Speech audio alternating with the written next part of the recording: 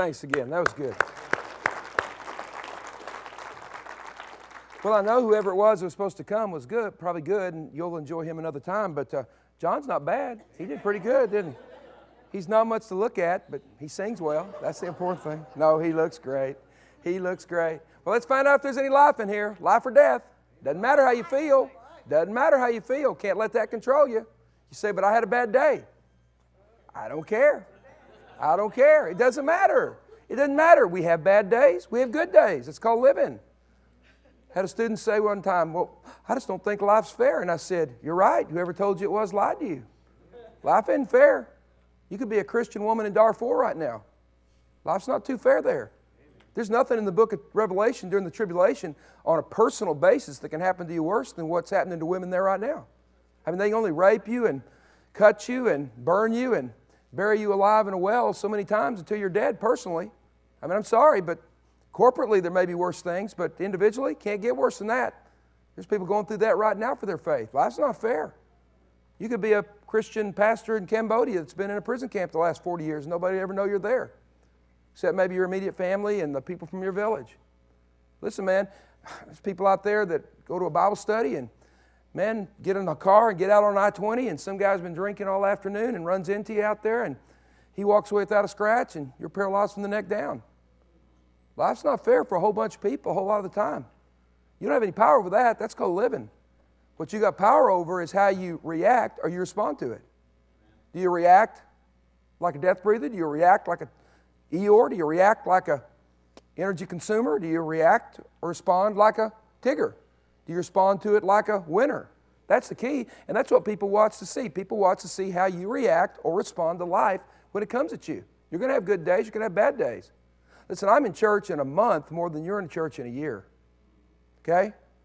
I mean, John was great tonight, but do you know how many times I hear these same songs over and over and over? I'm in church every night. I mean, I'm going to get Thursday night off, but then I'll be in another revival Friday, Saturday, and Sunday in Amarillo, and then I've got a corporate event on Monday, and then I pick it up again on the 28th in California, and it runs straight through until next May. Look, dude, I'm in church every night. I feel like going to church about 70% of the time. But I can't do what I feel. Brother, I got to do what's right. And can I tell you something? Sometimes when you don't feel it, that's when God does the greatest things. Because you know what? You got to get past living on how you feel. Most of the people in prison do right about 97% of the time. Out of 365 days a year, they did right about 350. And that 15 has got them in prison for the next 3 to 4 years.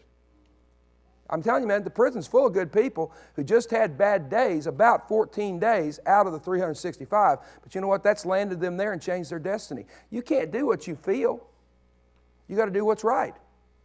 I don't always feel like obeying God. But what difference does how you feel make? What matters is you know who you are, you know who you serve, you know where you're going, and you know what's right. Look, my dad told me a long time ago, and it's been pretty good advice. He said, son, you know, the best gift you can give me at Christmas is do right. He said, just do right. He said, things will work out if you do right. I haven't always. There have been a few pitches I've thrown, just like everybody else in this room, that I wish I could have back.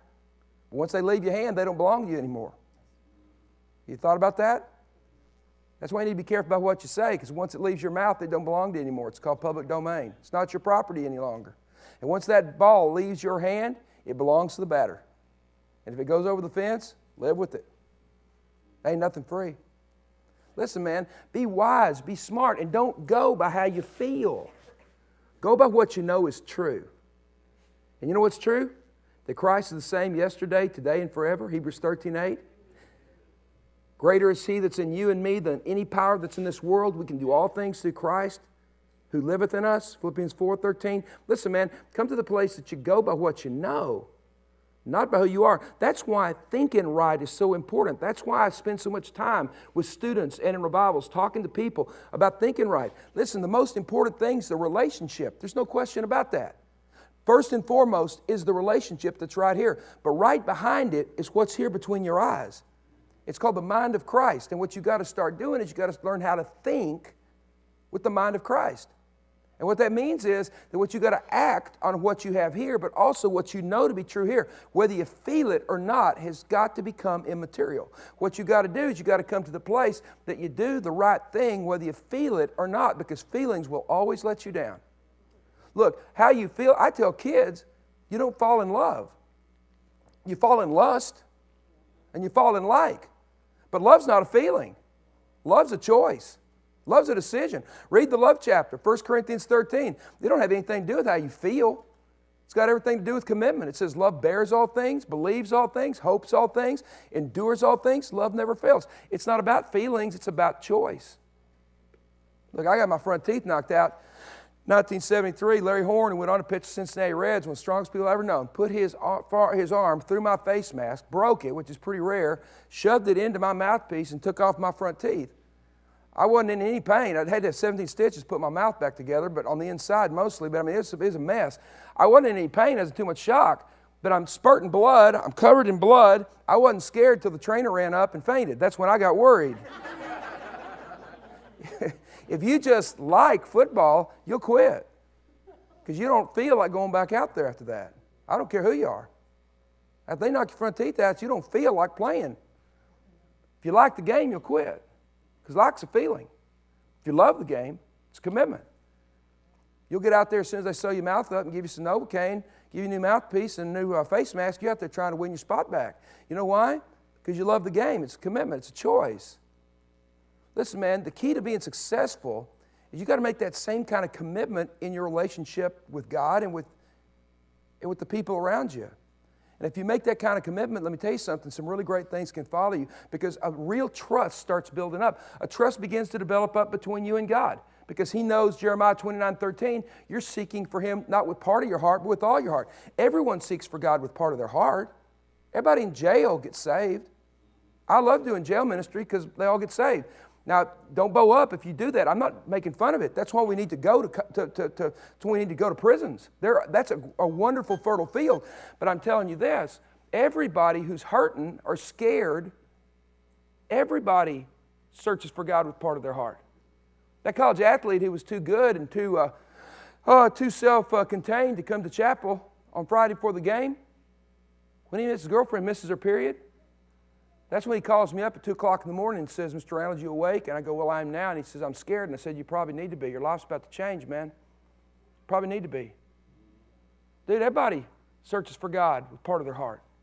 The key is, do you search for God with all your heart? Because if you search for God with all your heart, a trust begins to develop between you and God where God takes you deeper. He doesn't just save your soul, He begins to deal with your mind and your character and your relationship, and you begin to develop the mind of Christ. And as you begin to develop the mind of Christ, let me tell you what starts to happen to you. Other people start trusting you because they see you deal with life differently than they do. The reason lost people stay away is they're not mad at God. The truth is more people are religious today than they were 30 years ago.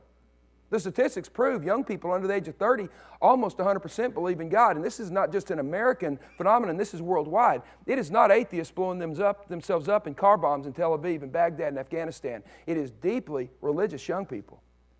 Young people believe in God. If you don't think that there's an interest in the supernatural, look at all the TVs and movies. They're all about Harry Potter. They're about witches and vampires and warlocks and supernatural things. Let me tell you something. People are more interested in the supernatural today than they have been in our lifetimes. People are open to the gospel. And a lot of people are getting saved where people can see a difference in the lives of the believers. They don't have a problem with God. They have a serious problem with us. They're not mad at us. They just think we're the Amish. You say, what do you mean? Nobody wants to kill the Amish any more than they want to kill you. The Amish are part of American history. They're Americana. In fact, if there was an attempt to rub out the Amish, dude, I'm telling you, the most liberals on PBS would have a Save the Amish fundraiser. Because everyone wants to take their kids up to eastern Ohio, western Pennsylvania, and drive through the Amish country and see what America looked like 150 years ago. Nobody hates you. You're Americana. They don't want the churches closed. You're the Amish. They want to come up here on Christmas and Easter and show their children what America looked like in the 20th and 19th centuries.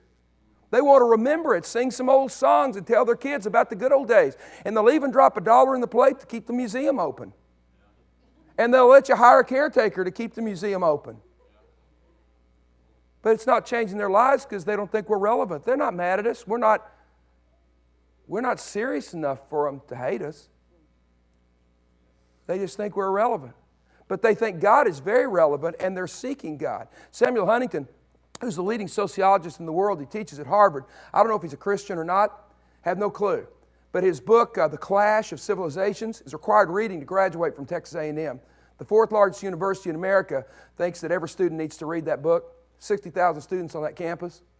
And let me tell you something, man. Here's what Huntington says. He says the 21st century is going to be the most religious century since the Protestant Reformation.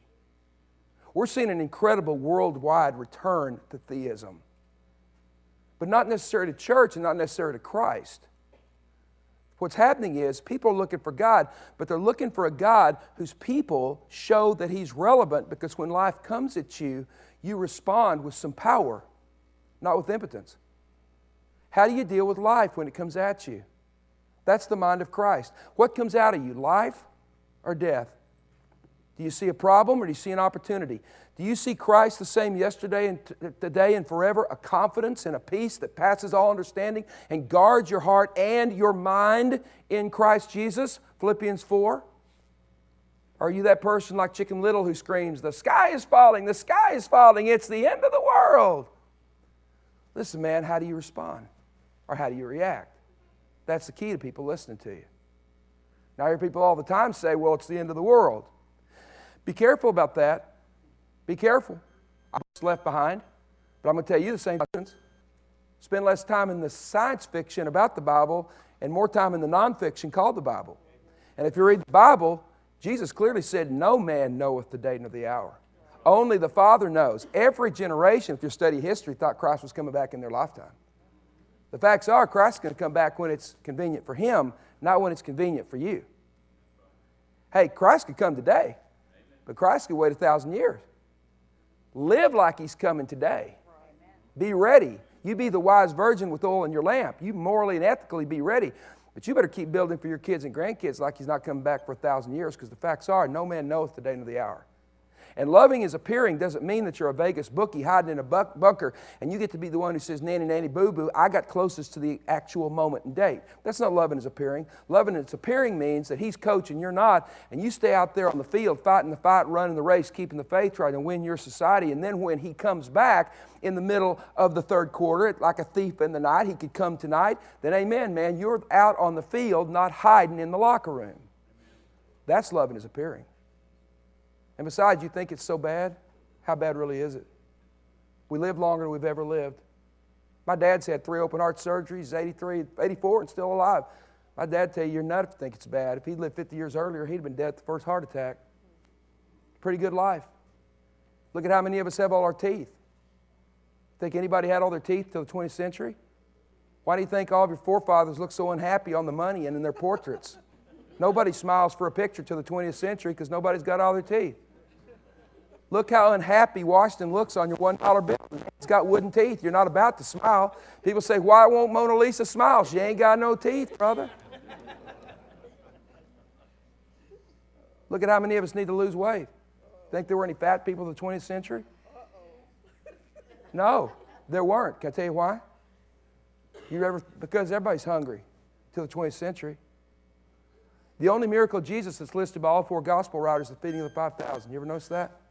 Some are mentioned by 3 writers, some 2, 1. Only one miracle mentioned by all 4, the feeding of the 5,000. You know why that is? Because in a world that's hungry every single day, somebody that could take 5 loaves and 2 fish and feed 5,000 people with leftovers, that made far more impact on their minds than raising Jairus' daughter from the dead. You can always have more kids. Somebody that can make food, I'm going to tell you something, man, that's a miracle. We're so foreign from their world. You say, but the world's more violent. Really? 75,000 men killed and women in Vietnam, and we honor them. 75,000 casualties in 3 days at Gettysburg. 90,000 at Shiloh in 5 days. How can you possibly say the world's more violent? You just see it different. But what about Columbine School? I was there the week after. I worked with those kids. Terrible thing. More women and children ridden down at Wounded Knee than were killed at Columbine. It's just you didn't care because they were Indians. How can you say the world's more violent? You just see it different. Look, I'm telling you, man, Christ's going to come back when He wants to, not when it's convenient for white people. Because most of the world has lived under violent circumstances for almost their entire history.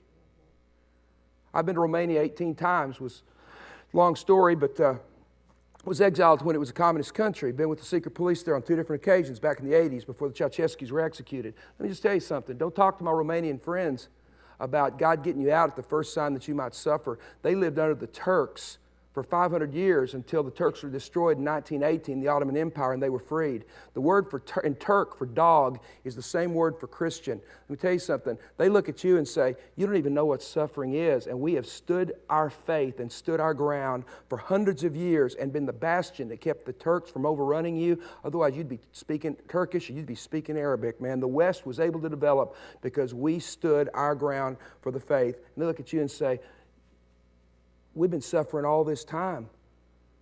You think God's going to return just when it gets a little tough for America? I hate to tell you this, but the center of the universe is not Washington. Washington could get nuked off the map and it might not be the end of the world. I'm sorry, man, the world's center is Jerusalem. It always has been, it still is. And when America's dead and gone, man, Jesus is still Lord. We better remember that. Changes your perspective. You say, well, I want to think that way. I want to think like that disciple. Well, here's the deal. You got to stop being a casual Christian and you got to start thinking like a dangerous disciple. That's what I want to talk to you about. When I was teaching in the classroom, I don't teach in the classroom now. I do the big events with the students. But when I was doing New Testament, I would ask my students to read the 4 biographies of Jesus. Matthew, Mark, Luke, and John, the 4 inerrant and infallible biographies of Christ. I'd say, come back and show me the word Christian. And my students would come back with the light on and say, Randles, it's not there. And I'd say, you're exactly right. You realize the word Christian is not in any of the 4 Gospels? Jesus never asked you to be a Christian. That's not His word. Now, it's a perfectly biblical good word, but it's a late appearing word. The first appearance of the word Christian is in Acts 11, verse 26. And in that verse it says, Paul and Barnabas went to Antioch, and there they taught considerable numbers, and the disciples were first called Christians at Antioch. Jesus never visited Antioch. Antioch is in southeastern Turkey. It's not on the Holy Land trip. You'd have to get a visa to Turkey off the main drag to see Antioch. It was a Greek-Syrian town named after Antiochus, one of the generals of Alexander the Great. Jesus never went there. And Paul and Barnabas don't get there until several years after the resurrection of Christ. It's a pretty good little period of time between the Pentecost and them getting there. And let me tell you something, it's a late appearing word. I'm not saying it's a bad word, it's a biblical word. I'm simply saying it's not Jesus' word. If I go door to door in Northwest Louisiana and say, you're a Christian, almost everybody's going to say yes. I mean, this is what we do here. It is the religion of choice in Northwest Louisiana. Almost everybody'd say, I'm a Christian. There may be a few immigrants from the Middle East or from India or China or maybe a few old soreheads, but the truth is, most people would say, I'm a Christian. Of those kids we talked to at the school, most of them would say, I'm a Christian. But then if I were to ask what makes you a Christian, I'd get a variety of answers. One kid would say, well, I went through catechism as a child. Well, of course I'm a Christian. I believe in Jesus. Well, I'm a Christian. I wear a cross. What do you mean am I a Christian? I have a rosary. Well, of course I'm a Christian. I go to the Baptist Church. What are you talking about? I go to Sunday school. I go to FCA on Thursday mornings. What are you talking about, man? I'm a Christian, man. I was baptized when I was in the 7th grade. What do you mean? I went to Vacation Bible School. I know all the songs. Listen, I'm Methodist. I'm Baptist. I like the New Orleans Saints. Of course I'm a Christian. I mean, I drive a Chevy truck. I'm a Christian. I'm not an atheist. I'm an American. I'm a Christian. You know what Christian means in Northwest Louisiana? Nothing. It just means you've given lip service to the easiest religion in your culture to join. And the truth is, everyone's religious. You're not special because you're religious. Look, the map in the human chromosome, the genome, has taught us so much. They think they found the God gene. That's not new news. That's 3 years old. We're built to believe in God, man, and that doesn't go against the Bible. That's science catching up. The Bible taught us we were made of chemicals in Genesis. Out of the clay of the earth, God breathed life. We're chemical beings. That's how God built us. And He built us to worship Him. Let everything that hath breath praise ye the Lord. Remember what Jesus said when they told His followers to stop praising Him as He's coming down the Mount of Olives? He says, if they quit, the rocks and stones will lift up my name. Everything's built to worship God. You're built, your chromosome programmed to believe in God. You know what most people do? You just feed your God gene. You join whichever religion's the easiest to join in your culture. If you live in Saudi Arabia, you're a Muslim. You feed your God gene, you believe in God, doesn't harm your business. If you're a Christian in Saudi Arabia, it hurts business. Secret police are going to follow you around, bug your phone. They may exile you, they may beat you, they may kill you, they may imprison you. Pretty hard in business to be a Christian there. So be a Muslim. It feeds your God gene, doesn't hurt business. If you live in Israel, be a Jew. If you live in India, be a Hindu or be a Muslim or be a Sikh. If you live in Louisiana, be a Christian. It may actually enhance your business. I mean, in this part of the country, nobody wants their life insurance agent to be a warlock, a witch, or a sorcerer. They'd prefer him to be a Christian. Don't hurt your business, it helps it. That's why Jesus didn't ask you to join a religion called Christianity. What Jesus asked you to do is be a disciple. That's His word. And He uses it hundreds and hundreds of times. And the Greek word is mathetes. If you want me to write it down for you, I will. Pastor can do it too, I'm sure. He's a better student than me. But you know what? It means a disciplined follower of a master. The focus is on a relationship, man. Not on a religion, but on a living, breathing person named Jesus Christ, the Son of God.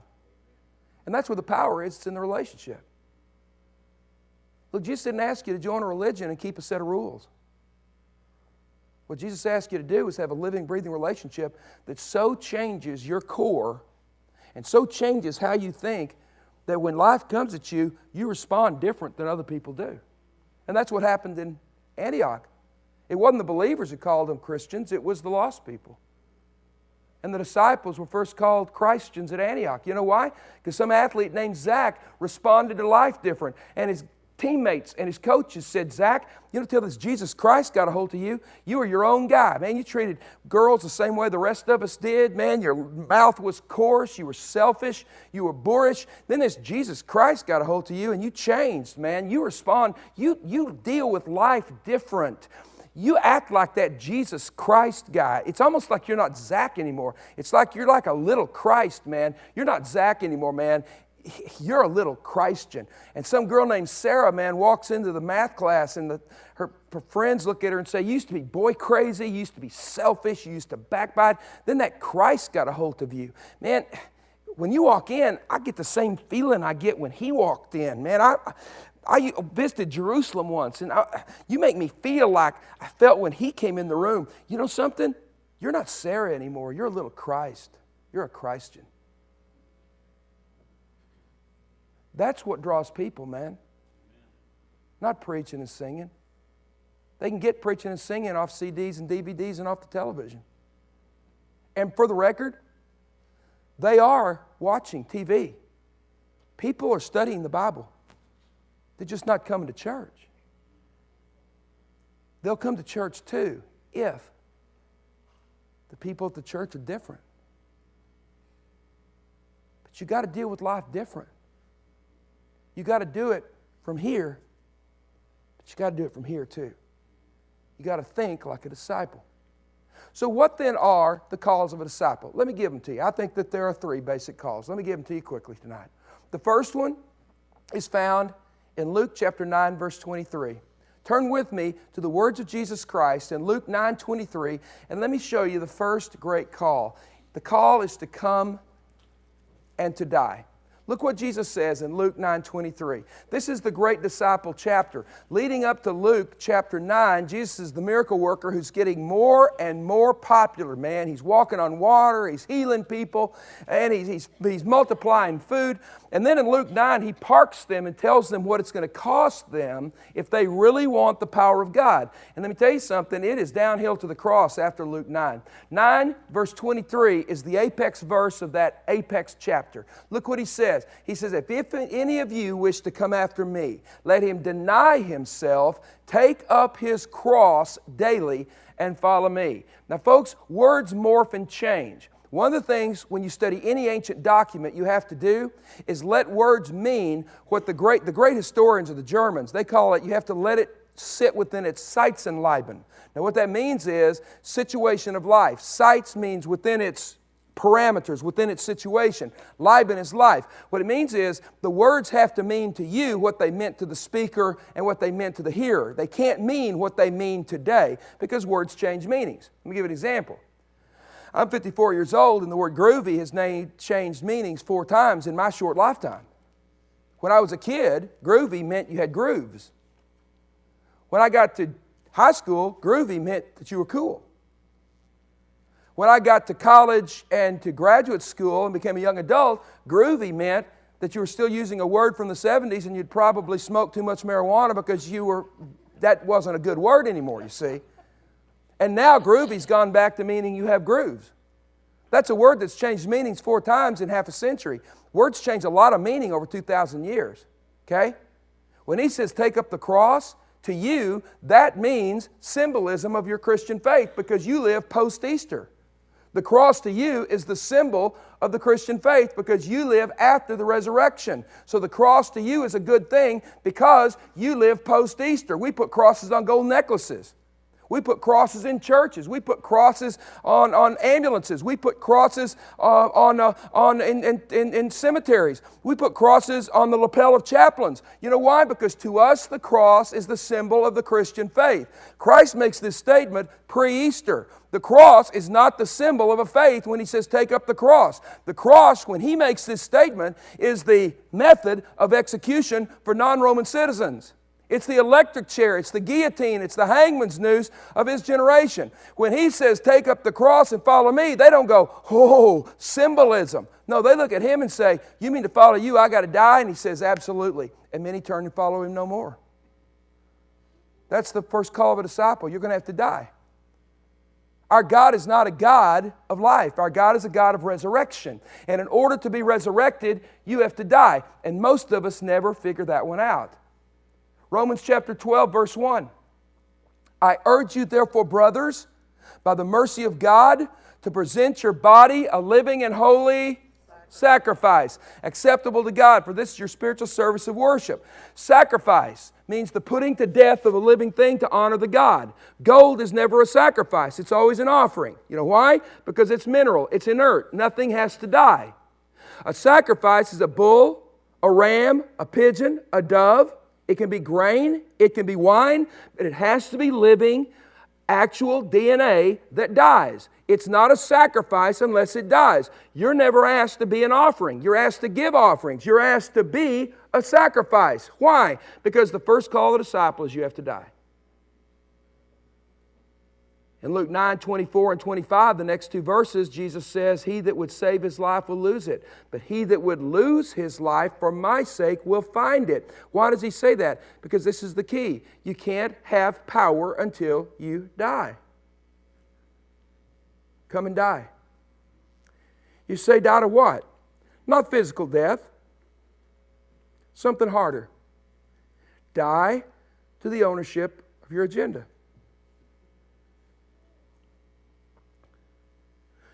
The power of God's not in being an owner.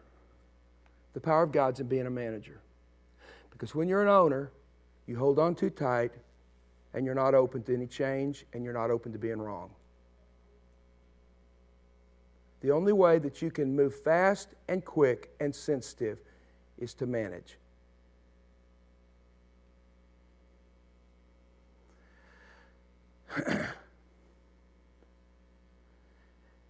It's after the death of winter that comes the resurrection of new spring.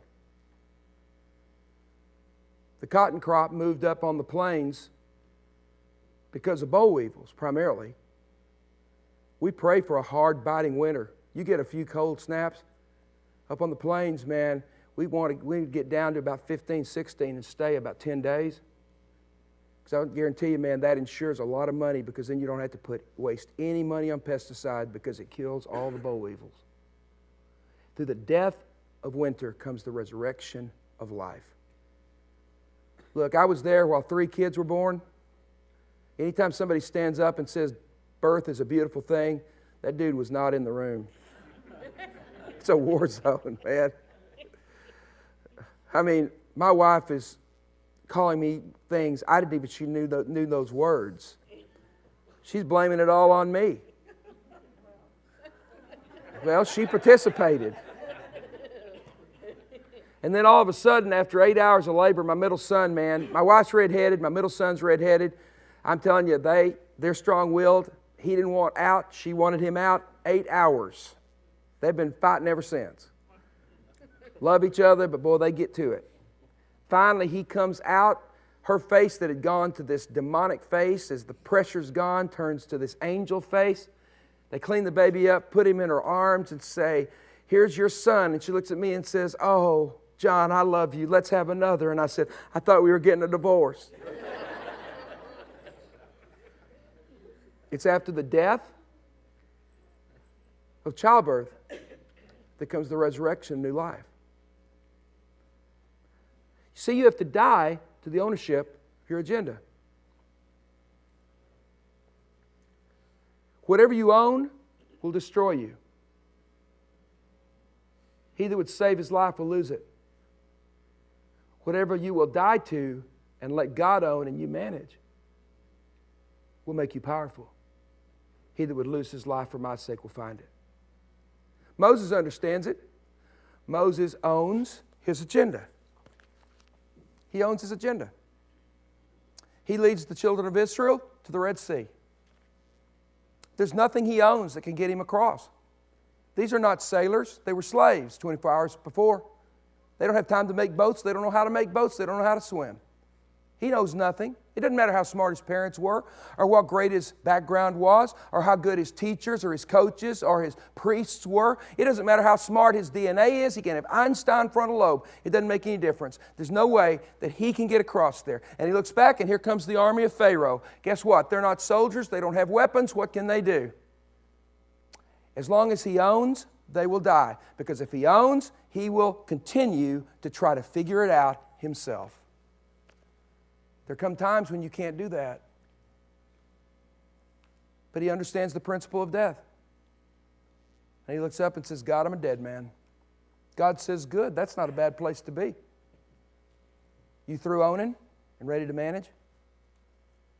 You ready to stop telling me how to do it and start listening? You ready to let me do it different than it's ever been done? Because what I'm about to do, if you'll let me, you couldn't figure out on your own. Your parents could not have helped you with this. No one could help you with this because what's about to happen has never happened before and will never happen again. This is a once-in-eternity moment in history. There is absolutely no way you can figure this one out. Are you willing to stop owning and manage? If so, I'm about to do something that's going to cause your name to be famous for the rest of eternity. It's in your hands. Are you willing to die and not be an owner, be a manager?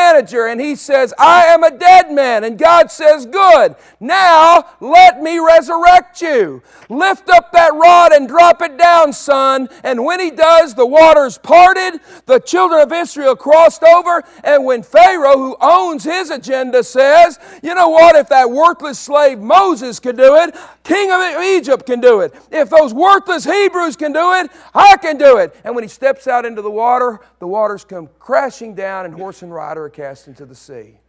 You see, the power is on the resurrection side. You can't get to the promised land without crossing the Red Sea, and you can't cross the Red Sea until you die. Jonah understands it. Everything in Jonah's background is that you hate the Assyrians. Their capital is Nineveh. They're the Nazis. They're the Al-Qaeda of their day. They destroyed, burned, and raped everything in their path. They produced nothing. They were the Borg. They just destroyed.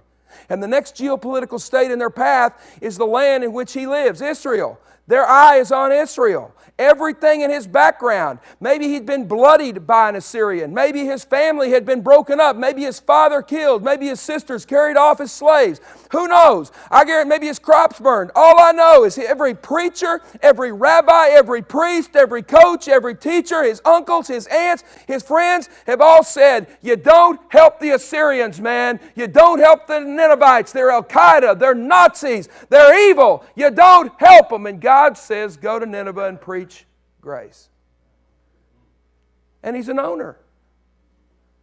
I want you to hear me close. I'm almost done. Can I tell you the price of owning? You can't hear anything you don't already agree with. And that's the problem with most of us. Most of us are unfollowable teaching you power if you're listening, because you're a pillar of salt. You never look into the sunrise, you look into the sunset. God told Lot, don't look back. Look for my next new thing. Why do you think Jesus says, look to the east for your redemption draweth nigh? Because God never, ever repeats anything. We don't believe in a circular history, a linear history. There may be similarities, but God never does the same thing twice. Look to the east. You enjoy what God's done, but you don't look back. You look to the east. You catalog it, you celebrate it, you teach from it, you learn wisdom from it, and you keep your eyes on the sunrise for God's next new thing in your life. But you see, Lot's wife can't do that because she owns that home in Sodom. Don't look back, girl. Don't look back. And she looks back and becomes a pillar of salt, and that's the picture of most of us, and that's the reason lost people don't listen to nothing we say.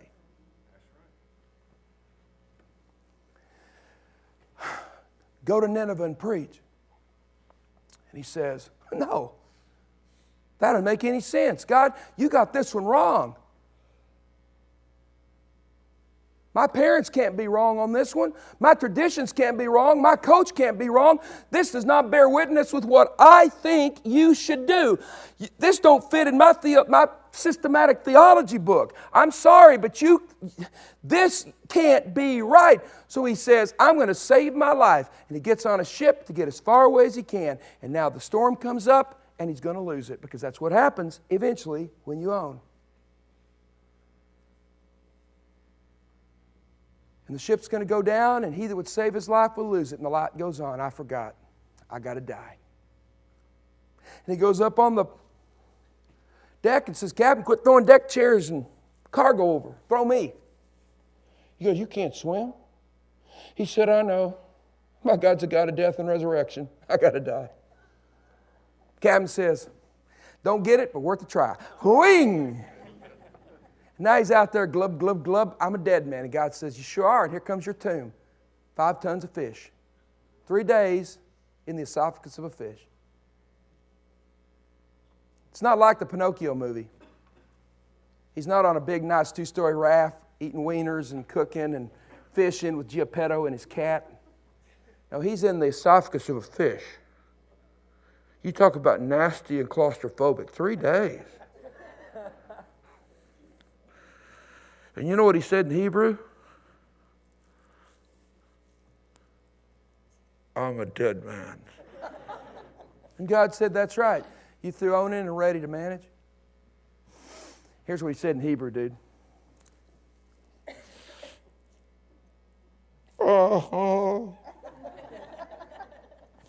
God said, then let me resurrect you. And out he comes.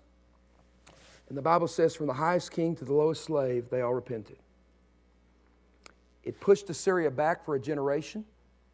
It bought a whole generation of Israel time to repent. They didn't, and eventually God let the Assyrians destroy them. But it pushed back their advance by a generation.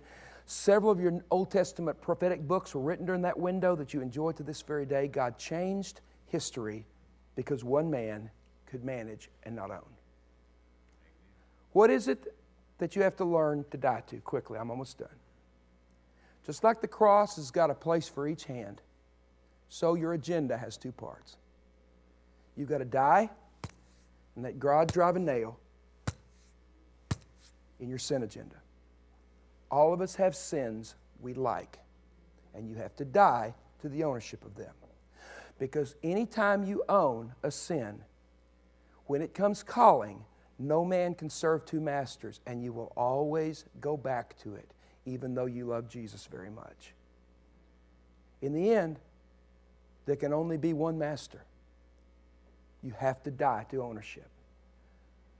And guys, in this room, this is Tuesday night. This is the hardest night to come out. It's not sex, drugs, and alcohol for you. It's who gets attention. It's who gets to be the chairman. It's who gets to sing the solo. It's who gets to play the instrument. It's a grudge from your past, or an anger, or a hurt feeling, or who validated you or who didn't validate you. I hear people say, well, I can forgive, but I can't forget. You know what you just told me? You just told me you still own the sin. You're exactly right. As long as you own it, you can't, because every time it comes knocking, you remember. If you die to it, you'll go through withdrawal just like giving up dope. If you'll die to a grudge, you'll go through about 6 weeks of depression. You'll feel empty. You'll feel two-dimensional. You'll feel cardboard. Food won't taste the same. You go through a chemical withdrawal. When you give up pornography, why do you think it's so hard to give up pornography? Because you're chemically addicted to it. It's not an outside chemical. It's dopamine that your brain releases. It's the same that happens in methamphetamine. It's why meth's so hard to give up, because you're actually addicted to a brain drug called dopamine, and you go through incredible withdrawal. You go through withdrawal if you give up pornography. Let me tell you something. You go through withdrawal if you give up a grudge or anger or bitterness or pride. You feel flat. You feel empty. You feel depressed. You don't feel really good for a while. It's called withdrawal, brother. You give up overspending your bank account, man, and start living within your means and cut up those credit cards. You're going to go through a depression and a withdrawal, just like giving up heroin. And you see, if you're not dead to it, no man serves two masters. You're going back to your real master. If you die to it, it'll hurt. Nobody ever said it's painless, but it'll set you free. But you can't just die to the sins you own. You've got to put the other hand up there and die to the good things in your life. And that's harder. Your kids, your grandkids, your sports, your reputation, your money, your retirement, your job, your ego, your music. You say, Randles, those aren't bad things. No, they're not. They're good things. But look at me closely. I'm almost done. Do you understand that good people are not destroyed by evil things? Good things destroy good people. It's what you own that'll destroy you. Whether it's good or bad has very little to do with it. Good men are not destroyed by evil things. You overcome those. You're destroyed by the good things you persist in owning.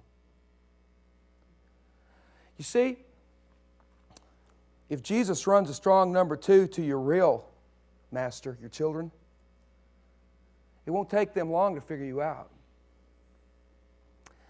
And then at 17, he looks at you and says, yeah, I came in drunk last night. But if you try to take the car away from me, I won't be your best friend. Your teenager was never supposed to be your best friend. You're supposed to be a parent. But if that person knows that they're the most important thing in your life, you'll cut them a deal. Or let's say that it's your grandkids. I've learned how deeply dangerous grandkids can be. I never did particularly like babies. Still don't. They all pretty much look alike till this grandbaby came along. She looks different than other children. That's the grandparent, isn't it? And if that grandbaby's the most important thing in my life, then I could go visit my son and I could notice that he's too close. My son's doing great. This is all hypothetical, but a situation could arise and you could look at him and say, son, you seem to be too close to your assistant at the office. I'm a little concerned. She's looking at you a little funny. You need a distance. I'm a little worried. And he looked at you and say, Dad, you better never bring that up again, never say another word about it, or we won't bring this grandbaby home for Christmas ever again. And if you're not dead to the ownership of that grandbaby, you will zip your mouth and you'll keep your mouth shut and you will watch while his family is destroyed and you are party to it. Because that's the price of ownership. I make my living on people inviting me. I need to be validated. But if that's the most important thing in my life, I won't tell you what you need.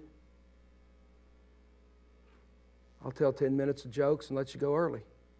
So I'll get invited back. And I got to tell you what I'm supposed to tell you. I can't let validation determine what I say.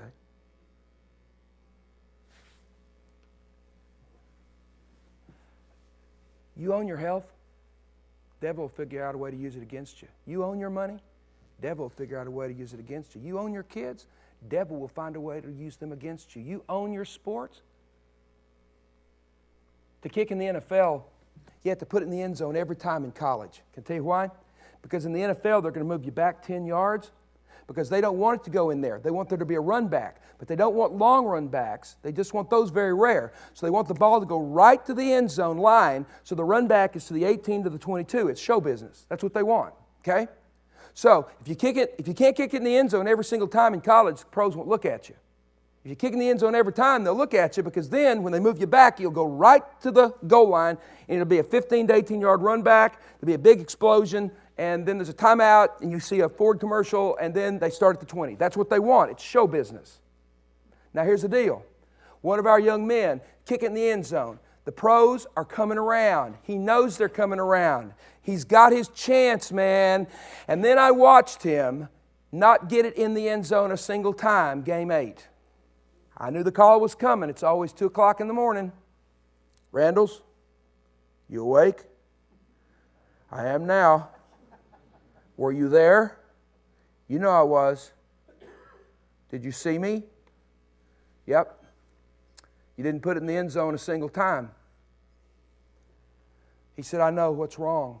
I said, tell me why you kick. He said, well, I'll tell you why I kick. I kick for the glory of God. But if I go to the NFL, I'm going to make a lot of money. And if I go to the NFL, I'm going to have fame. If I go to the NFL, I can invite you to come up to Boston, or I can invite you to come up to Cleveland. I can invite you to come to San Francisco, and I can bring the band up, and we can have the whole Paradigm College ministry. We can start a ministry there, and we can reach young people. And I can have you come do things there. And if I do this, then I can do, and if I go to the NFL, I can do this for God. And if I do this, I can speak in churches. And I said, whoa, why do you kick? Well, I kick for God, but can I tell you, if I go to the NFL, I said, stop it. Why do you kick? And he said, why do you keep asking me? I said, why, since you were in the 3rd grade, do you kick? He said, I started kicking for the glory of God. And I said, can I tell you that you've said God twice and you've said NFL 14 times? That's why your leg tightened up. When you didn't care, you just did it for God. You didn't own it. You managed it. So you're free to maximize everything God gave you. But when you started owning it, the very gift God gave you becomes your destruction. Give it back to God. Who cares if you go to the NFL? That's none of your business. That's God's business. Who cares? You don't kick for the NFL. You don't kick for money. You don't kick for fame. Man, repent of it. You kick for the glory of God. And let me tell you what happened. Let me tell you what happened. His leg loosened up, and he got to play a little in the NFL.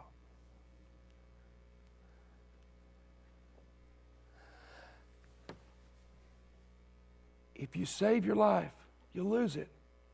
See, if you own your marriage, when tough times come, you'll try to decide what she needs. She don't need what you think she needs. You come home with flowers. You think that's what she needs. That's what all your friends say. That makes sense to you. So you come home with red roses. The only problem is her dad died. His favorite color was red, and there hadn't been a red flower in the house for 3 years, but you ain't paying no attention. So you come home with red roses. You just made it worse because now she knows you don't even know what's going on in her life in 3 years. You'd have been better off if you hadn't brought any. Don't bring her perfume until you find out whether it's God wanting you to bring it.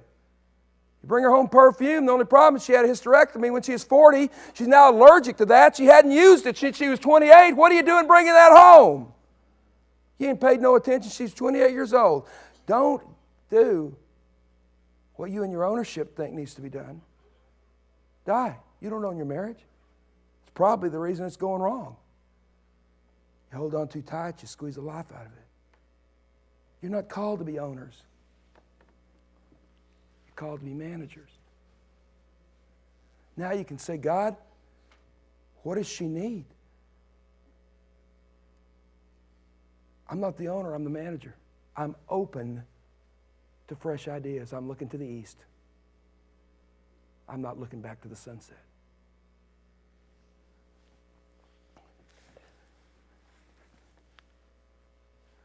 Stop being a pillar of salt.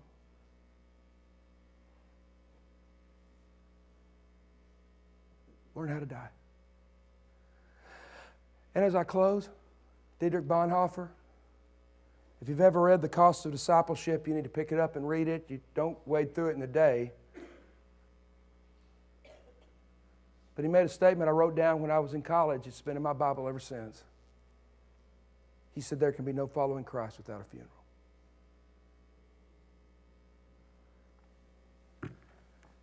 When you die, to ownership, you live. When you persist in owning, your grudge will own you. Your money will own you. Your reputation will own you. Your children and grandkids will own you. Your sin will own you. And it doesn't make you bad. God loves you so much. It just makes you impotent and sterile. You're a pillar of salt. And get off other people's backs when they don't listen to you. Why should they? Listen to a pillar of salt. But become a manager, and you won't be able to keep them away. Because you're moving. And you're leading to the sunrise.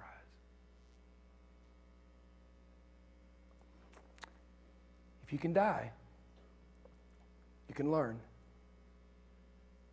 And if you can learn, you can serve. You see, the three great calls are to come and die, to come and learn, and to go and serve. We all want to serve. We want to serve the way we think God should do it, and that's what causes so much harm. The worst things in the world have been done in the name of Jesus Christ by people who meant well.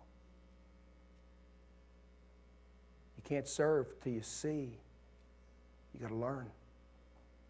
And you can't learn new things till you die. What tonight do you need to die to? Do you need to die to trying to save your own soul and be saved? It's called grace.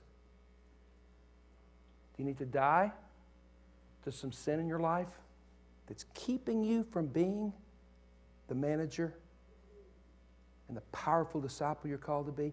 Do you need to die to some good things that are good things, and I celebrate them with you, but they're not supposed to be the ultimate authority in your life?